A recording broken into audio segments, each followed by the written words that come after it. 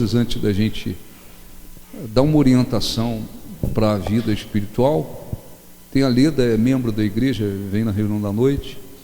Ela obteve uma resposta importante para a vida financeira, falou comigo, eu pedi para gravar o testemunho, 2 minutos só, depois 7 minutos, segunda parte da entrevista do pastor Harka, lá do Nepal, depois nós vamos orientá-lo, tá bom? É só um testemunho, uma forma de agradecer também. Bom dia, eu sou a Leda, eu sou membro da Igreja do Novo Nascimento. Eu venho aqui nesse momento para falar sobre mais uma bênção que Deus me concedeu. E eu estou prestes, neste momento, a ir ao meu primeiro dia de trabalho. Deus me honrou de uma certa forma que Ele preparou cada detalhe. Ele tocou no coração de uma amiga que eu frequentei um curso de educador social em 2018. Ela sabe que eu fiz a faculdade, a graduação de serviço social, e ela lembrou de mim e me indicou um local onde ela sabia que iria precisar. No mesmo momento, eu orei, pedi a direção de Deus, enviei o meu currículo, isso foi numa quinta-feira. Na sexta-feira, enviei o currículo, tá, deu tudo certo. Na segunda, me ligaram do local. Na terça, eu fui na entrevista, deu tudo certo. Na quarta, eu fiz o exame, né, admissional. E hoje, dia 1º de julho, é o meu primeiro dia de trabalho. É mais do que eu imaginei. Eu vou trabalhar como uma tutora graduada em serviço social, na área que eu sempre quis, e eu creio que vai ser abençoado. E aonde eu passar, Deus vai me usar e nós vamos glorificar o nome de Jesus. Eu tenho certeza. Graças a Deus. Não esqueça de orar pelo trabalho da rede. A gente assistiu também o testemunho da Leda, não esqueça. Deus te abençoou. Não fique guardando para você o que Deus tem feito. Procure dar seu testemunho. Você mesmo pode gravar o seu testemunho lá com o celular, mandar. O testemunho glorifica a Deus, é uma demonstração de agradecimento e ainda fortalece a fé de outras pessoas. Amém? Abra sua Bíblia, vamos dar uma orientação hoje. 1 Reis, capítulo 19, vou falar um pouquinho sobre isso.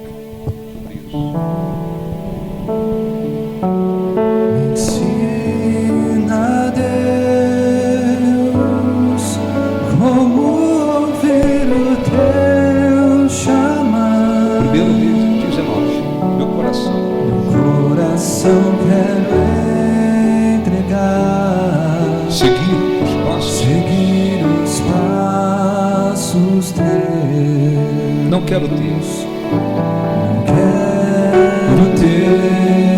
alguns minutos com você. Cante.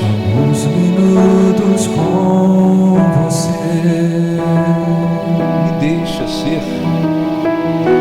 Me deixa ser. Para sempre o teu bem-querer. Para sempre o teu bem-querer. Me ensina, Deus.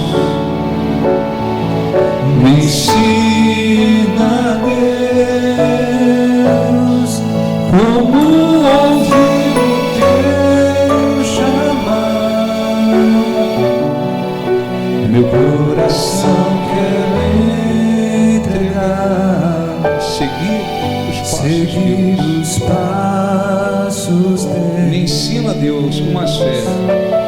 Me ensina, Deus, como ouvir o teu chamar. como ouvir o teu chamar.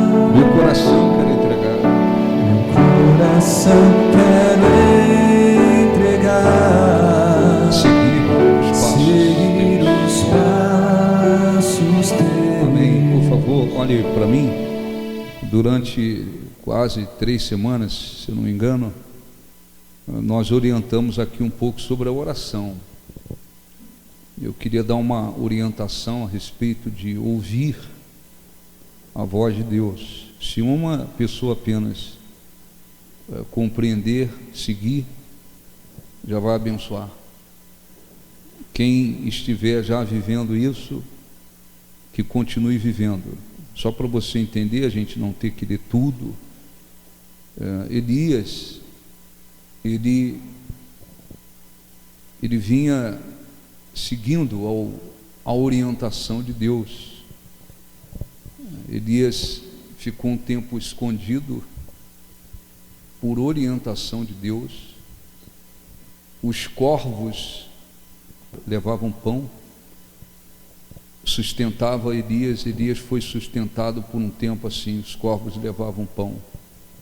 Quando secou a fonte de água, né, os corvos levavam pão. Quando secou a fonte de água, Deus ordenou que Elias fosse para Sarepta, determinando que lá uma viúva iria sustentá-lo. Você conhece a história. Elias orientou aquela mulher a fazer uma oferta. Ela vivia na pobreza, na miséria, e daquela obediência aconteceu um grande milagre. Por um tempo Elias ficou ali e não faltava farinha da panela nem azeite da botija, mas a nação, o povo, estava espiritualmente caído, né? Por causa da idolatria em relação a Baal. Chegou o dia que Deus usou Elias. Ele propôs um desafio com os 450 profetas de Baal, dizendo: o Deus verdadeiro vai responder por fogo. E os profetas clamaram, não aconteceu nada, não podia acontecer, eram ídolos. Baal era um ídolo apenas. E Deus respondeu a Elias.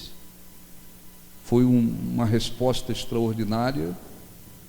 Elias, naquele dia, matou os 450 profetas de Baal. Logo em seguida, depois daquela grande resposta, Jezabel, que era a mulher do rei, uma mulher maligna, absolutamente maligna, que fez muita coisa para enterrar a nação na idolatria, ela fez uma ameaça a Elias, dizendo que em poucas horas a cabeça dele estaria nas mãos dela. Em outras palavras, eu vou acabar com você. Por uma única vez, não seguindo a orientação de Deus, Elias fugiu porque aquela palavra de ameaça entrou. Ele se deixou levar por aquela palavra de ameaça daquela mulher. E Elias fugiu, diz a Bíblia, para o deserto, se deixou desanimar, deixou o medo tomar conta.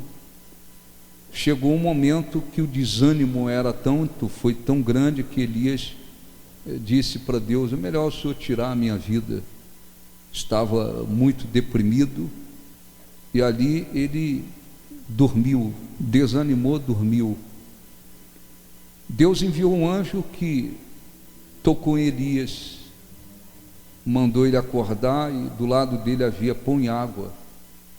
Era um alimento sobrenatural. Elias comeu, bebeu, dormiu de novo.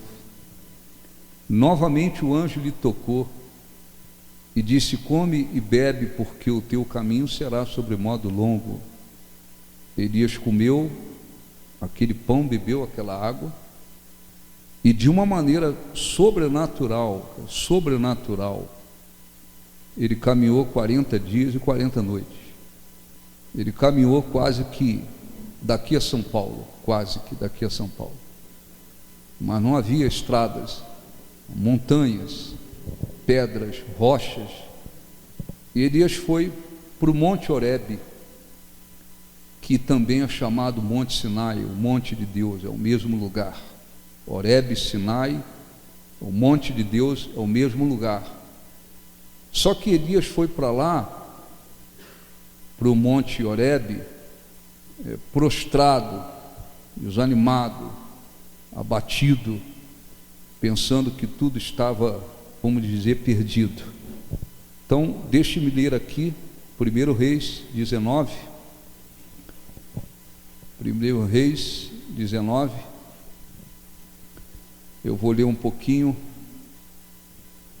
Acabe fez saber a Jezabel tudo quanto Elias, Acabe era o rei, o marido, e fez Jezabel saber tudo quanto Elias havia feito e como matar os profetas à espada. Então Jezabel, a mulher, a rainha, mandou um mensageiro a Elias a dizer-lhe: faça-me os deuses como lhe aprouver, se amanhã, a essas horas, não fizer eu a tua vida como fizeste a cada um deles.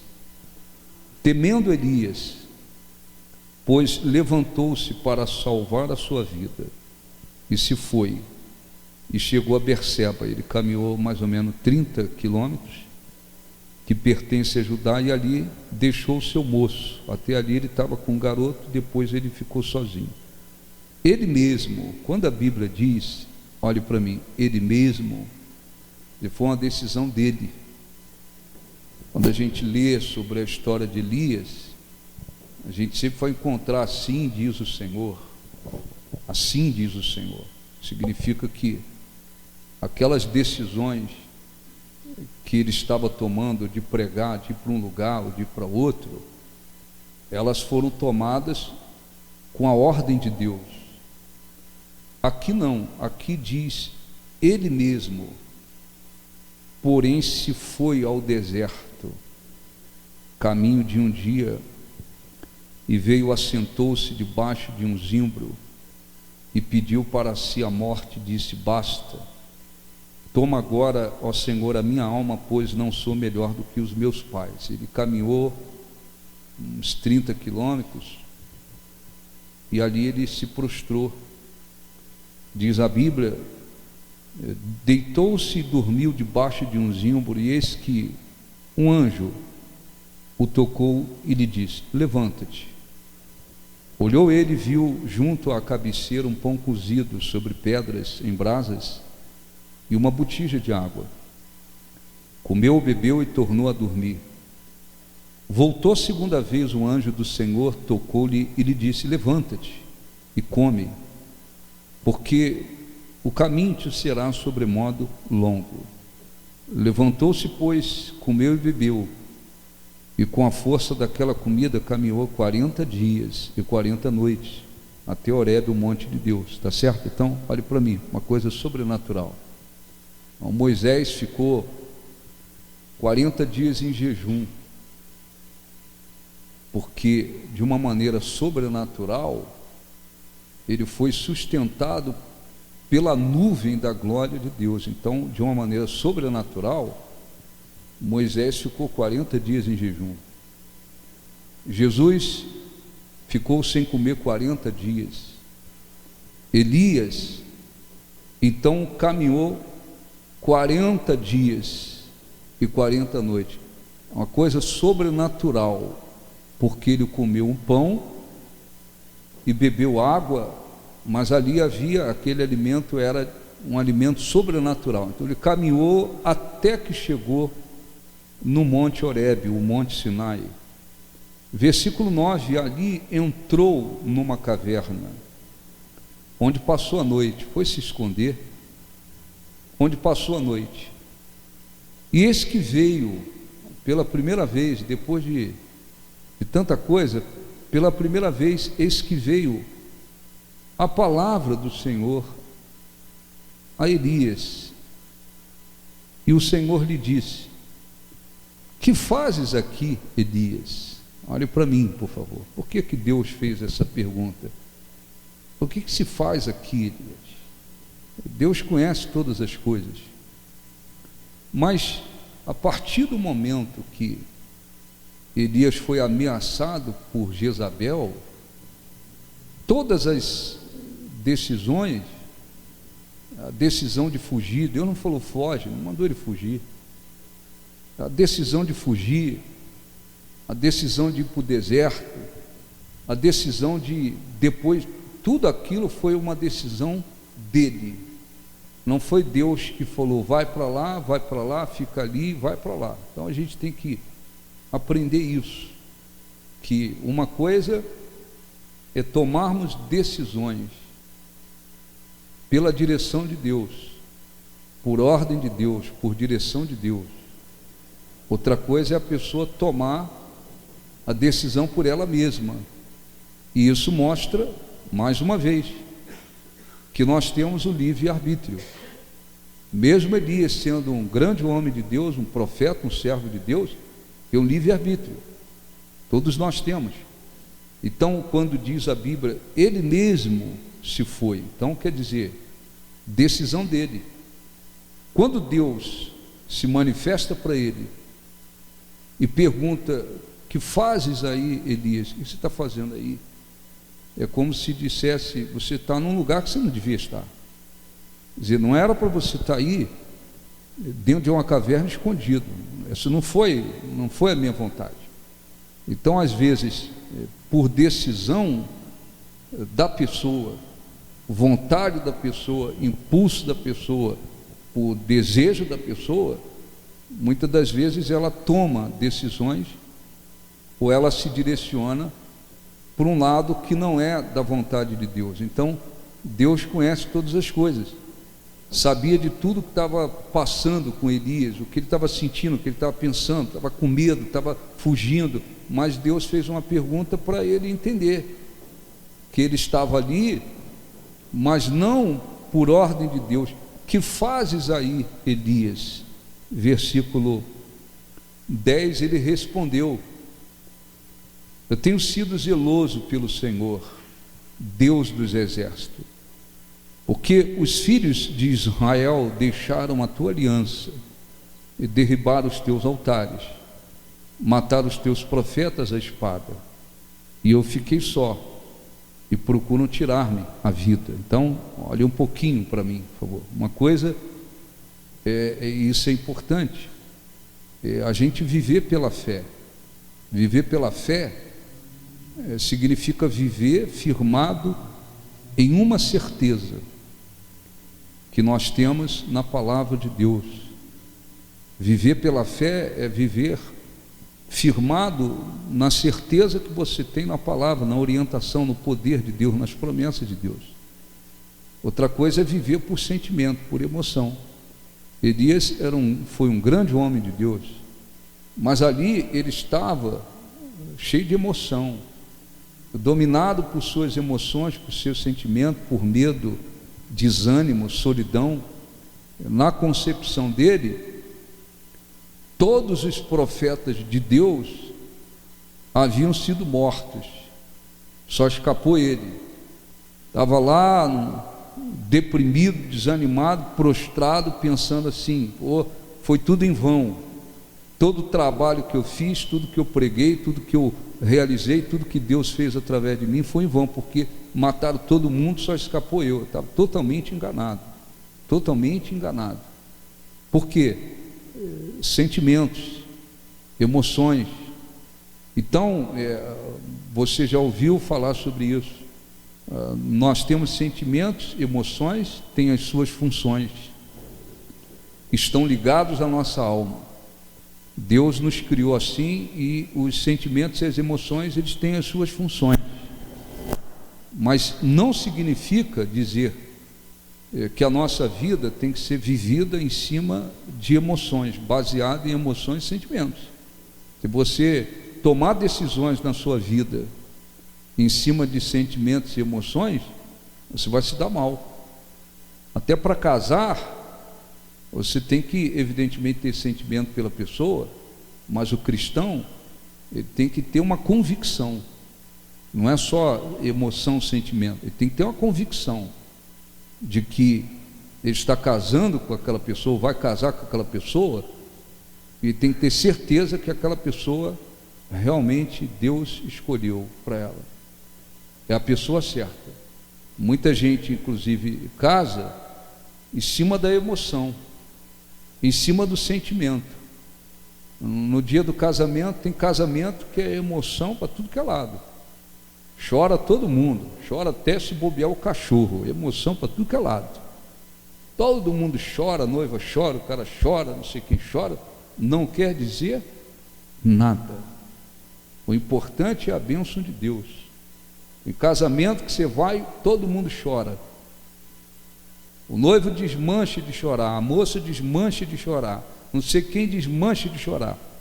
Aí as pessoas pensam, pô, esse casamento aí vai durar para sempre. Não quer dizer nada. Passou a lua de mel, daqui a pouco tem gente que está rachando o casamento. Não é assim? Sim ou não? Sim ou não? Tem gente que está chorando, aí daqui a 2 meses está chorando para divorciar. Você está chorando por quê? Porque eu quero divorciar. Pô, chorou há 2 meses, agora não quer dizer nada. Então, nem para casar, você pode casar só em cima da emoção, sentimento. O cristão tem uma convicção plena. Analisar o fruto. Tem que se analisar o fruto, tem que se conhecer. Tem que saber quem é e ter uma convicção muito grande vinda da parte de Deus. Essa é a pessoa. É bênção para mim, eu sou bênção para ele. Em cima de emoção, em cima de sentimento, é bastante arriscado.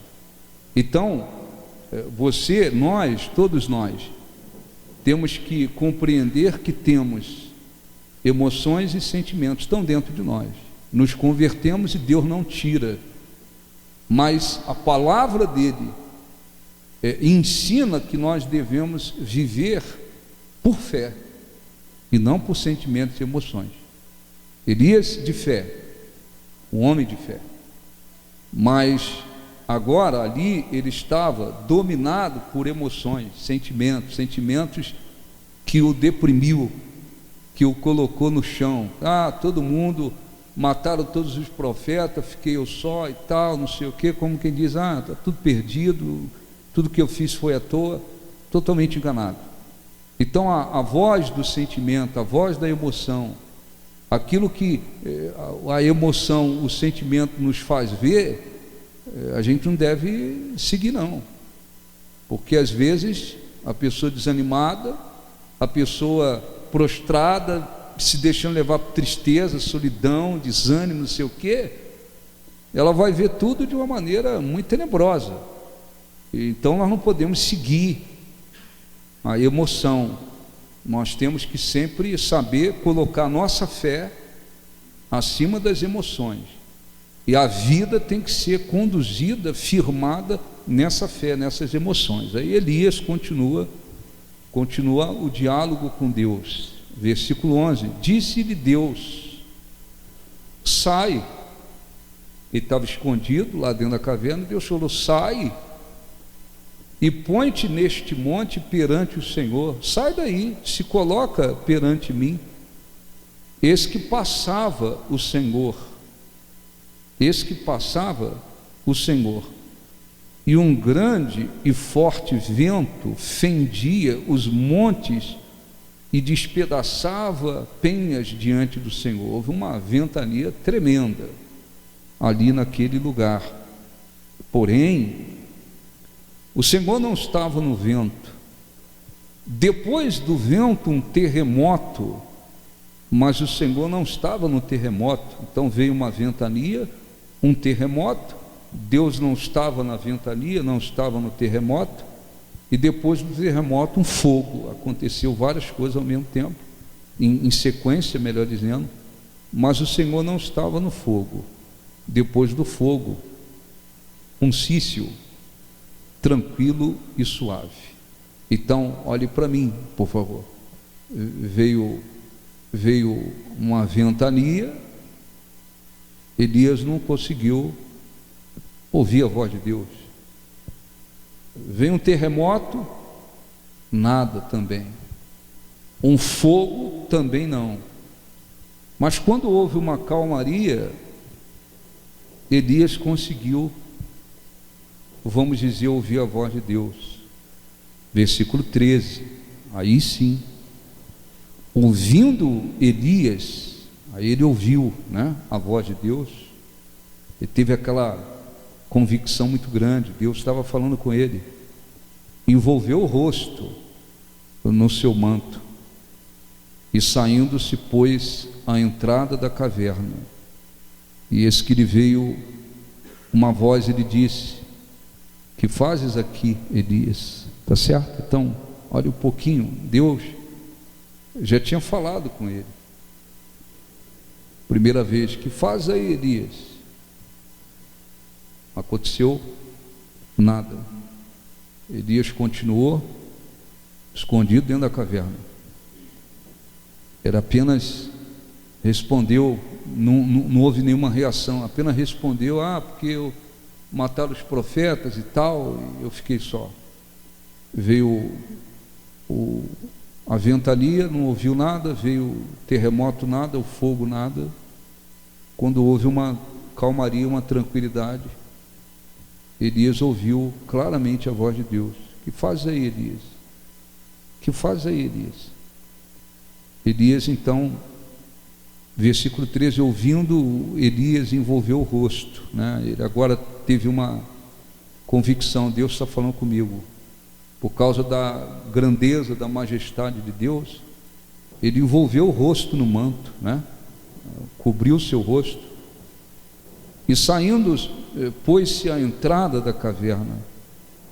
Eis que lhe veio uma voz e disse: que fazes aqui, Elias? Perguntou de novo, como quem diz: você está fazendo o que aqui? Como quem diz: não era para você estar aí, eu não mandei você vir para cá, eu não mandei você fugir, eu não mandei você se esconder, eu não mandei você entrar em caverna. O que você faz aí, Elias? Então é muito importante, olha um pouquinho para mim, muito importante é que a gente aprenda isso. Você é um cristão, você fala: entreguei minha vida ao Senhor Jesus. Sim, você pode ser, nasceu de novo, foi batizado com o Espírito Santo, tudo isso. Ainda assim, nós continuamos tendo o livre-arbítrio. O Espírito Santo veio para guiar. Jesus disse: ele vos guiará. Então, como é que o Espírito Santo vai nos guiar? Nós temos que permitir que ele venha nos guiar. Tem que haver uma submissão à palavra dele, tem que haver um relacionamento da pessoa para com Deus, tem que haver humildade para dizer: Deus, o que o Senhor quer? E permitir que ele venha guiar. Não é porque eu me converti, agora eu estou batizado com o Espírito Santo, então agora, para onde eu for, para onde eu me direcionar, é porque Deus está me direcionando. Não, depende se ele estiver de fato guiando a vida da pessoa. Muitos cristãos não têm espiritualidade, muitos cristãos não vivem em comunhão com Deus, então o Espírito Santo não consegue guiá-los, porque uma coisa é guiar, outra coisa é arrastar. Os demônios, quando se apoderam de uma pessoa, eles dominam a pessoa. Então há pessoas dominadas por espíritos imundos, elas vão praticar o que eles querem, o que aqueles demônios querem. Elas vão agir, elas vão se proceder, elas vão viver de acordo com os demônios, porque elas estão entregues aos demônios. Elas vão precisar se libertar dos demônios, porque os demônios dominam, os espíritos imundos dominam, dominadores deste mundo tenebroso. Eles dominam, absolutamente diferente do Espírito Santo. O Espírito Santo não é uma energia, o Espírito Santo é a terceira pessoa da Santíssima Trindade. O Espírito Santo é Deus. O Espírito Santo fala, ensina, consola, guia, nos faz lembrar do que Jesus disse. Ele tem várias funções, né? Mas o Espírito Santo, ele procura guiar. Então, se o cristão se mantém em comunhão com Deus, com espiritualidade, humildade, está sempre buscando, pedindo a direção de Deus, o Espírito Santo vai guiando, vai por aqui, vai por ali, vai por lá. Então a vida dessa pessoa está sendo guiada pelo Espírito Santo. Isso é uma coisa, mas isso não quer dizer que a gente perdeu o nosso livre-arbítrio. Tem gente que diz que não tem mais livre-arbítrio. Como é que não tem? Que fazes aí, Elias? Você está aí, mas eu não tenho nada a ver com isso aí. Em outras palavras, eu não mandei tu fugir daquela mulher, eu não mandei tu entrar no deserto, eu não mandei tu depois ir mais para lá, eu não mandei tu vir para cá, eu não mandei tu entrar aí. Eu não tenho nada a ver com isso aí. Tudo isso aí, desde aquele momento que tu fugiu, é decisão dele. Por isso está escrito, ele mesmo se foi. Por que está escrito isso? Para nos mostrar que ele fez tudo aquilo por decisão dele ali. Agora Deus está dizendo, sai daí da caverna. Ele, num sítio tranquilo, ele conseguiu ouvir a voz de Deus, ele teve certeza, Deus está falando comigo. Cobriu o seu rosto com o manto, por causa da majestade, da grandeza de Deus, ele cobriu o seu rosto e saiu. Aí, novamente, versículo 14, ele respondeu, Deus falou, o que você está fazendo aí? E ele tenta se explicar, se justificar, uma coisa que não era justificável, né? Eu tenho sido extremo, zeloso pelo Senhor, Deus dos exércitos, porque os filhos de Israel deixaram a tua aliança, derribaram os teus altares, mataram os teus profetas à espada. Eu fiquei só, procuram tirar a minha vida, mesma coisa, porque ele estava no mesmo estado de antes, dominado por desânimo, solidão, medo. Disse-lhe o Senhor, vai e volta o teu caminho. Você tem que voltar, você vai ter que voltar tudo de novo. Como quem diz, você tem que começar lá daquele ponto onde você estava. Volta o teu caminho, volta. Por quê? Porque ele foi para aquela direção sem que Deus tivesse direcionado. Então nós podemos, olhe para mim um pouquinho, nós podemos ter a direção de Deus e estar sempre buscando a direção de Deus e a nossa vida ser guiada pelo Espírito Santo, e a gente está indo na direção de Deus para todos os detalhes da nossa vida.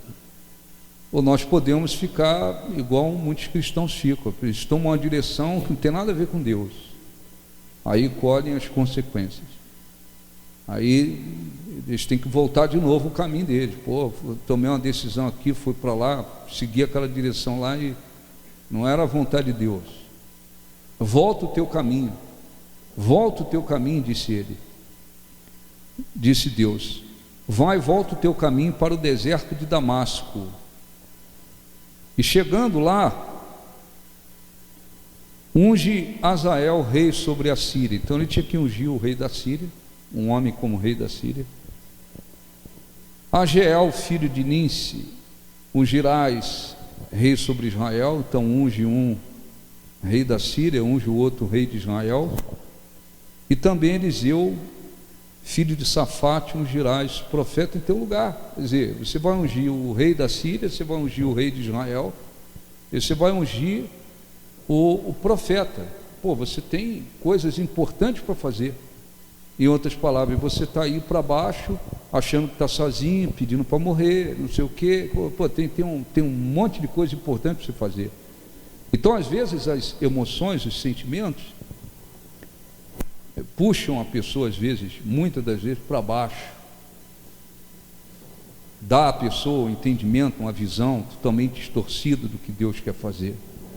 Por isso a gente tem que viver pela fé, porque às vezes as circunstâncias são contrárias, são adversas, e a pessoa se deixa levar pelos sentimentos, pelas emoções. Tem cristãos que dizem assim, eu acho que eu tenho problema aqui, tem lutas ali, eu acho que não tem nada para Deus fazer na minha vida a mais do que isso, não tem nada para Deus fazer não sei o quê.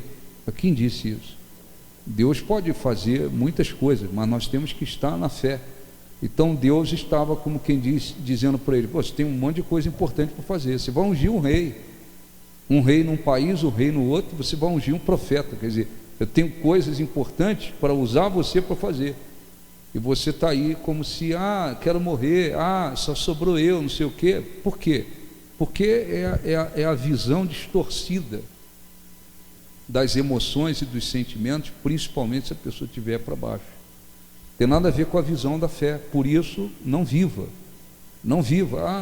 dominado por emoção, sentimento. Não viva, é por fé, porque pela fé a gente enxerga não no sentido literal.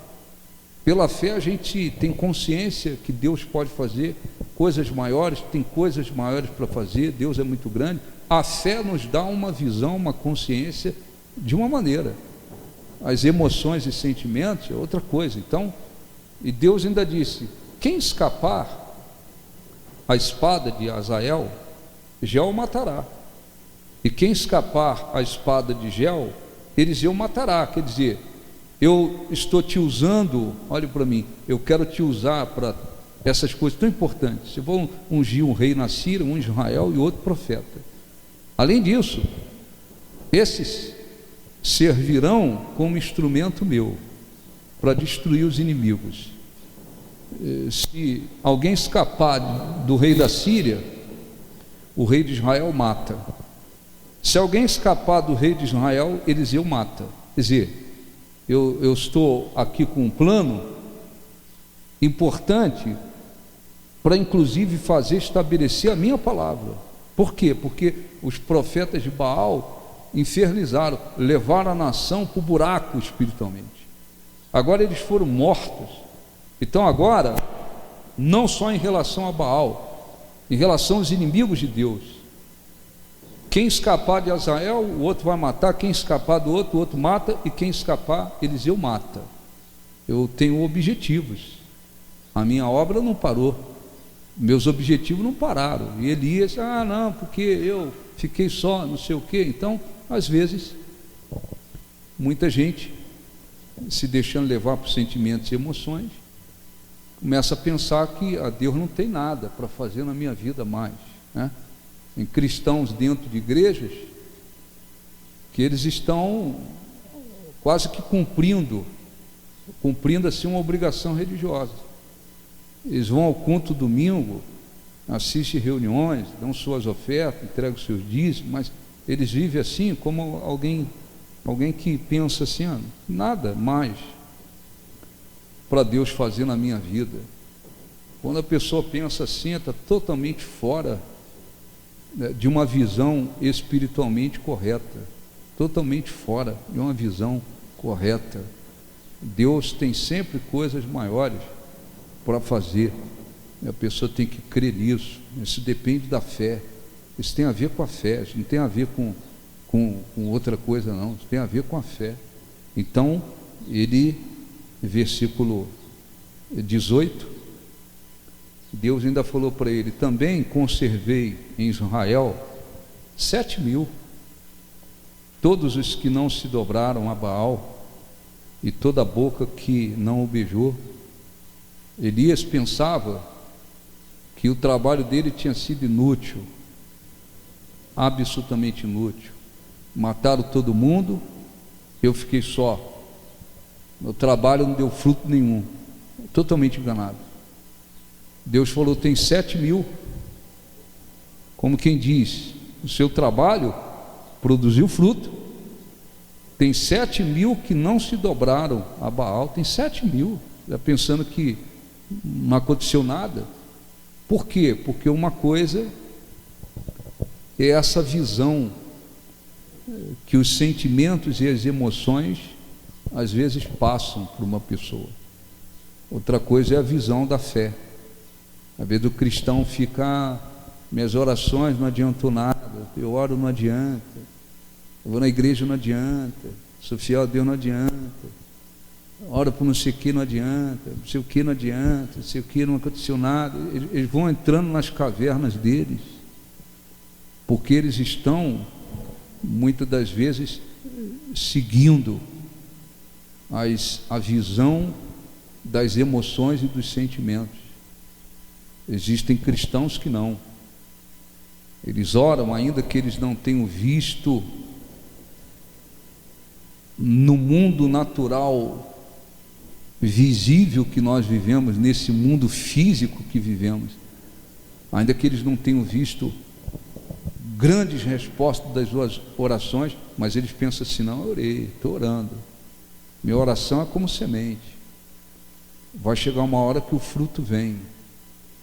Não, eu tenho certeza que Deus tem coisas maiores para fazer na minha vida, através da minha vida. Deus pode me abençoar muito mais, Deus pode me usar, Deus pode fazer isso, Deus pode fazer aquilo. Por quê? Porque é a visão da fé, não é a visão das emoções. Então é importante que você ore, procure viver uma vida na prática de oração, mas é fundamental que se tenha espiritualidade para poder ouvir a voz de Deus. Tem horas que você tem que falar assim: agora eu vou ficar lá quietinho, eu vou procurar um canto ali e vou ficar ali para ouvir a voz de Deus. A voz de Deus é suave, é objetiva. Não quer dizer que você vai ouvir uma voz audível: ô Maria, é contigo. Não, é no espírito, é no seu espírito. Então, questão de inteligência não humana, questão de inteligência, de sabedoria espiritual. Eu tenho orado, eu tenho obedecido, eu tenho vivido a fé, eu tenho ido à igreja, eu tenho congregado, mas é questão de sabedoria que você tenha lá o seu momento, fala assim: agora eu vou procurar aqui um lugarzinho aqui, um momento aqui, eu vou sentar ali para procurar ouvir a voz de Deus. Deus, fala comigo, me direciona. Se você crer, tiver espiritualidade, Ele vai falar com você. Vai falar com você. Às vezes, tudo parece perdido, e a emoção, os sentimentos, é a visão natural que está mostrando tudo perdido. Às vezes a pessoa está próxima de obter uma grande resposta, mas está pensando que, está perdido, está tudo caído, está tudo desmoronou, não aconteceu nada. Deus tinha muitas coisas importantes para fazer através de Elias: ungir o rei da Síria, rei de Israel e o profeta. Ainda tinha coisas para fazer. O trabalho de Elias não tinha sido inútil. Ele enfrentou um período muito difícil, mas através do trabalho dele, 7.000 não se dobraram a Baal, permaneceram firmes. Mas na concepção dele, na visão dele, não aconteceu nada. Na concepção dele, está tudo perdido, fiquei sozinho, não tem mais nada para fazer, Deus, tira a minha vida. E Deus conseguiu, quer dizer, ele conseguiu ouvir a voz de Deus. Então, às vezes a pessoa corre daqui, corre dali, corre dali, corre dali, corre de lá, corre daqui, corre daqui, corre de lá, corre daqui, corre de lá. Às vezes se cansa bastante na vida, né, que você não tem que lutar.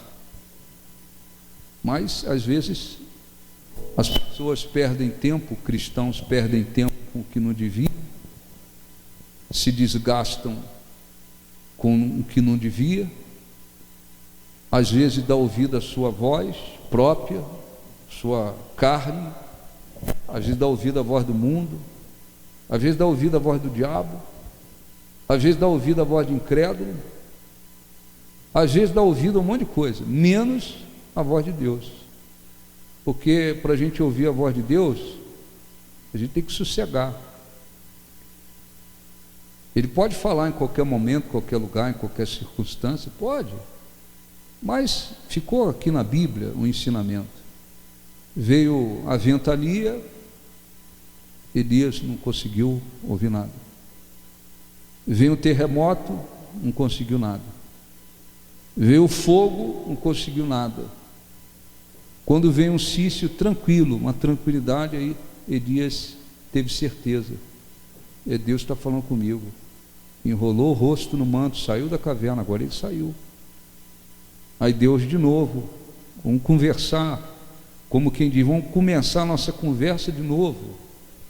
O que você faz aí, Elias? Mesma coisa. Não, porque mataram todo mundo, fiquei eu só, querem tirar minha vida. Lutei tanto, tenho sido em extremo zeloso, tal, me arrebentei, em outras palavras, não adiantou nada, querem me... Então, estou aqui querendo morrer. E Deus falou para ele, não há nada disso. Tem 7.000 aí que não se dobrou. Eu tenho isso aqui, isso aqui, isso aqui para usar você para fazer. E esses que você vai ungir ainda serão instrumentos meus. Porque quem escapar de um, o outro mata. Quem escapar do outro, o outro mata. Estou trabalhando. Aí Elias, versículo 19, para a gente estender, não estender muito. Aí resolveu tudo. Porque ouviu a voz de Deus. Partiu, pois, Elias dali e achou a Eliseu, filho de Safate, que andava lavrando com 12 juntas de bois, e adiante dele ele estava com a 12ª. Elias passou por ele e lançou o manto sobre ele. Aí Elias começou a trabalhar. Não vou ler todo o resto, porque vai estender. Lançou o manto, Eliseu entendeu. Deus está me chamando. Eu não vou entrar na história de Eliseu. Deus está me chamando. Foi lá, fez uma visita o pai e a mãe, voltou, pegou todos os bois que tinha, matou tudo, fez um churrascão tremendo. É verdade, matou tudo, fez um churrascão, como quem diz, meu passado vai ficar aqui para trás, não vou levar minha vaca, meu boi, não, tudo ou nada. Eliseu matou os bois, um churrascão, resolveu tudo ali. Estou pronto 100% para servir a Deus, porque para Deus não tem esse negócio de meio termo, tudo ou nada. Elias foi, ele acompanhou Elias por um tempo. Elias fez o que Deus queria que fizesse, e aquela mulher maldita foi destruída, tudo mudou. Então, o que eu tiro dessa mensagem? Muitas coisas. Viva por fé.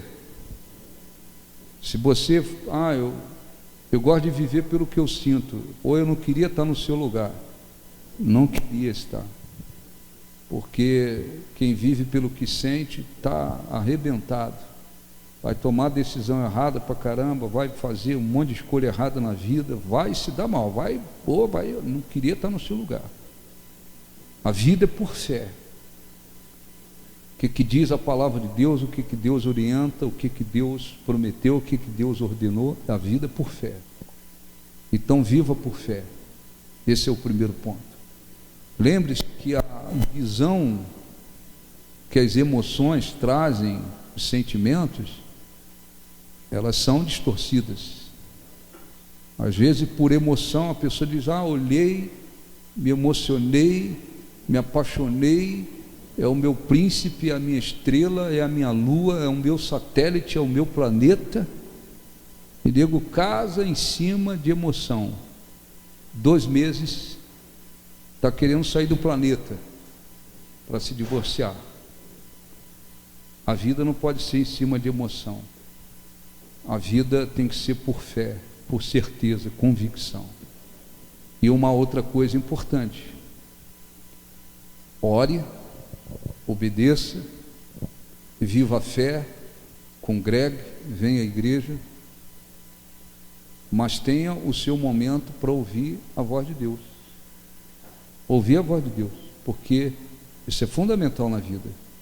A gente pode ouvir a voz da nossa vontade e agir em cima da nossa vontade, vai dar errado. Você pode ouvir a voz do diabo.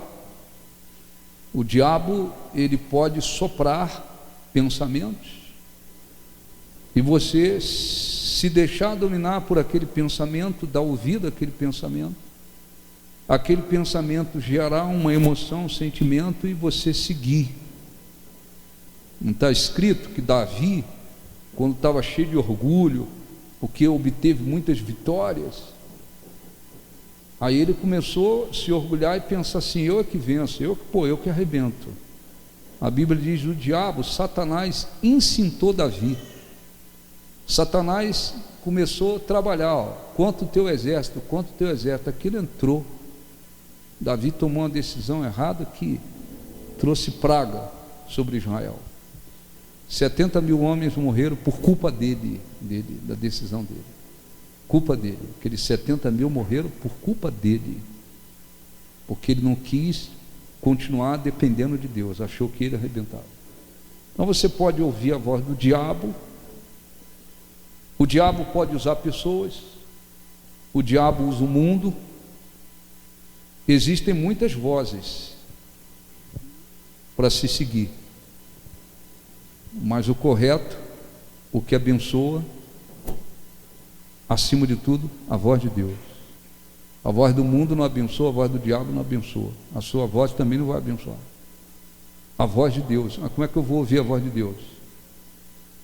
Eu fico lá na internet, lá horas e horas, lá, tu vai ouvir muita voz de Deus assim, difícil.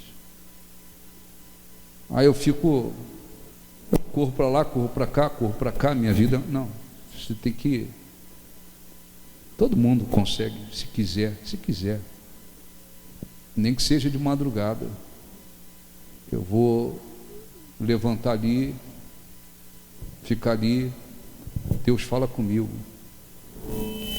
me orienta, me direciona, me dirige, pronto, segue, isso é fundamental, amém?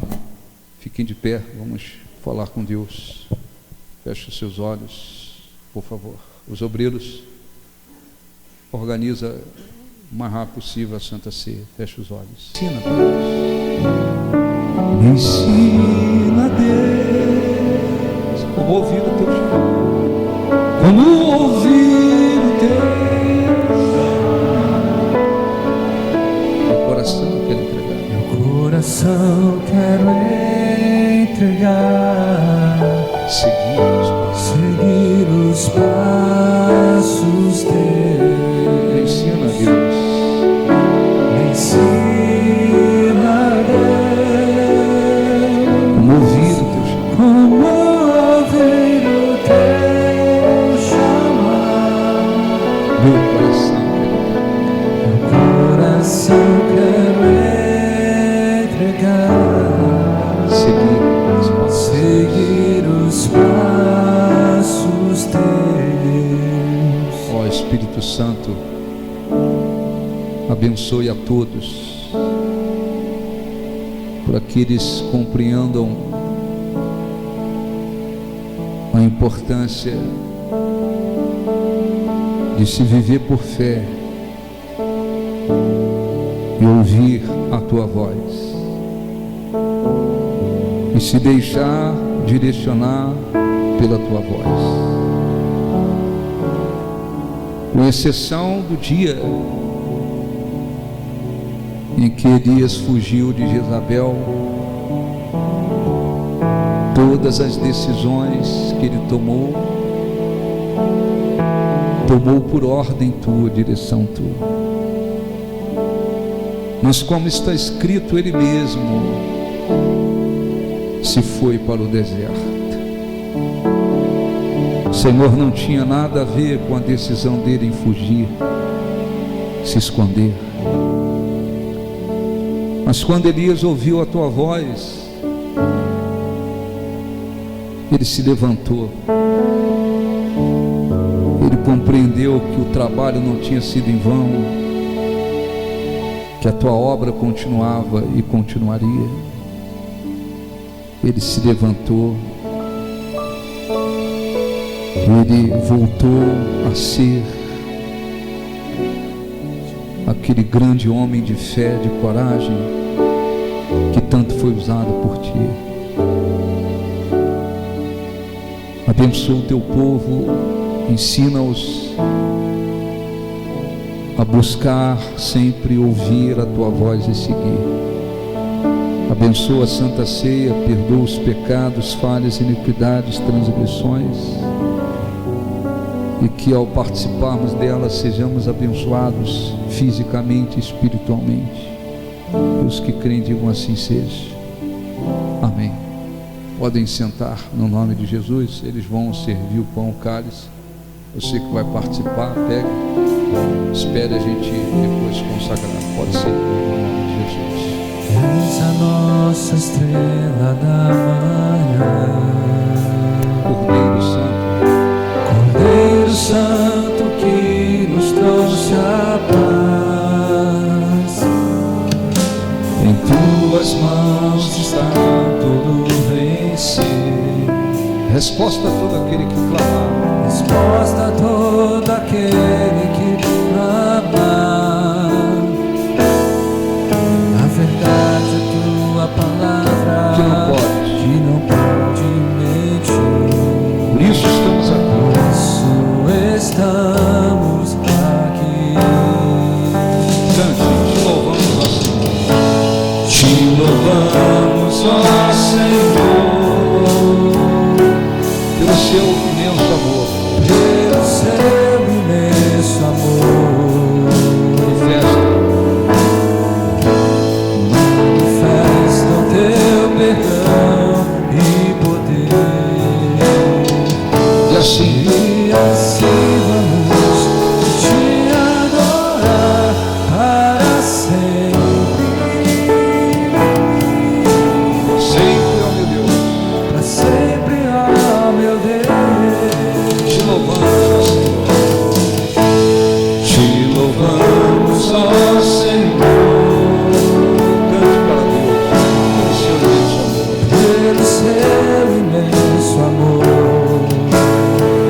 Fique de pé, feche os olhos e Manifesta o teu perdão e poder. cante. E assim, E assim vamos te adorar para para sempre. para sempre, amém. Para sempre, ó meu Deus. Te louvamos, ó Senhor. Feche os olhos e cante. Te louvamos, ó Senhor, Nós te louvamos, Senhor. pelo seu imenso amor. Manifesta o seu Manifesta o seu perdão e poder. e poder. E assim vamos te E adorar. assim vamos te adorar para sempre. Para sempre, ó meu Deus. Para sempre, ó meu Deus. Feche os olhos, por favor. Agora é o momento de, acima de tudo, agradecermos a Deus, porque nos amou de tal maneira que deu o seu Filho, e agradecermos ao Senhor Jesus, que entregou-se totalmente por nós, para que, ao invés de condenação eterna, recebêssemos vida eterna. Ah, meu Deus, nós te agradecemos. O Senhor conhece o coração de cada um, o coração de todos. Sabe quem tem muita gratidão pelo que tu fizeste. Não poupaste o teu único filho, mas o entregou por nós e permitiu que ele se tornasse maldição em nosso lugar. Todas as maldições, enfermidades, pecados, iniquidades. Tudo foi lançado sobre ele. Ele se fez maldição, de tal maneira que o Senhor não pôde olhar para ele. Ele aceitou todo o sofrimento para que nós recebêssemos vida eterna. Te agradecemos, Senhor Jesus. Jamais as nossas palavras serão suficientes, capazes de expressar a gratidão que temos e o quanto devemos a Ti por tudo que fizeste por nós. Destes a vida por nós. Ninguém poderia fazer o que o Senhor fez. Ninguém poderia fazer o que o Senhor fez, porque Tu nos trouxeste vida eterna. Te agradecemos de todo o nosso coração, de toda a nossa alma, de todo o nosso entendimento. Pedimos, Senhor, abençoa este pão que nós apresentamos, levantamos ao alto. Santifica-o e o abençoa. De modo simples nós pedimos para que o Senhor abençoe. Espírito Santo, da mesma forma que o Senhor Jesus abençoou aquele pão, levantou, abençoou, deu graças. Depois ele dividiu, deu aos discípulos e disse: comei dele, este é o meu corpo que é dado por vós. Nós queremos a mesma coisa, que seja abençoado do mesmo modo, para que a mesma bênção espiritual que os discípulos receberam naquele dia, também venhamos receber. O nosso espírito receba vida espiritual através do Teu corpo, simbolizado por este pão. E venhamos nos fortalecer e nos unir ainda mais ao Senhor, e continuar Te seguindo, Te servindo, Te honrando, fazendo memória de Ti até que Tu venhas. Em nome de Jesus, diga: assim seja, como agora deste pão com seus olhos fechados.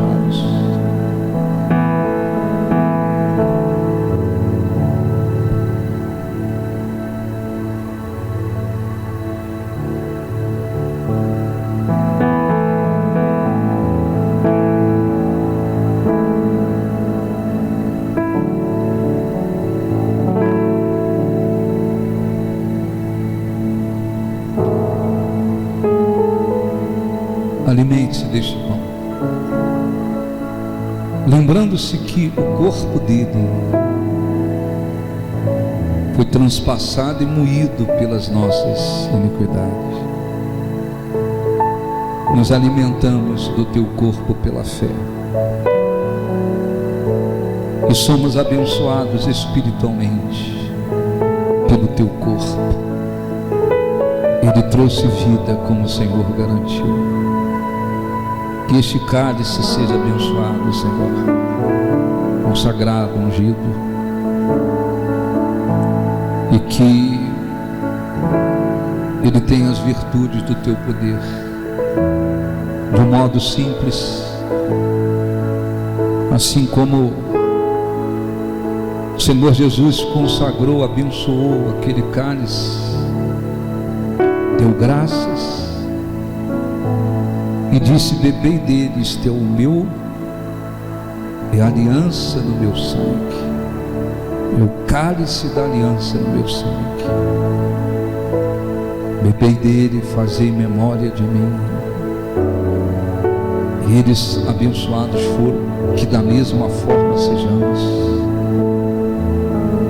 E venhamos fazer memória de Ti, ter a cada dia nossa aliança contigo, Senhor, fortalecida, que esta aliança constituída pelo sangue de Jesus se torne mais forte dentro de nós.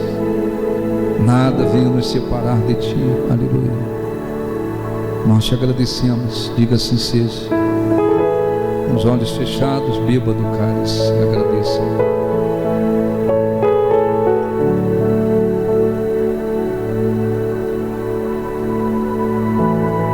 Agradeça-o de todo o coração, toda a sua alma, com seus lábios. Te agradecemos, te louvamos, te exaltamos, te honramos. Tu és o nosso Salvador, o nosso Deus, a nossa riqueza, a razão da nossa fé, do nosso ser, da nossa vida. Tu és, Senhor Jesus, o nosso Salvador. Não há ninguém tão especial, tão importante quanto o Senhor. Tu és o nosso Deus. Nós te adoramos. Que a nossa vida sirva para te glorificar. A nossa vida seja como uma oferta agradável a Ti. Aceite a nossa gratidão, o nosso louvor, a expressão da nossa alma, do nosso espírito, do nosso ser. Tu és o nosso Deus. Aleluia. Aleluia.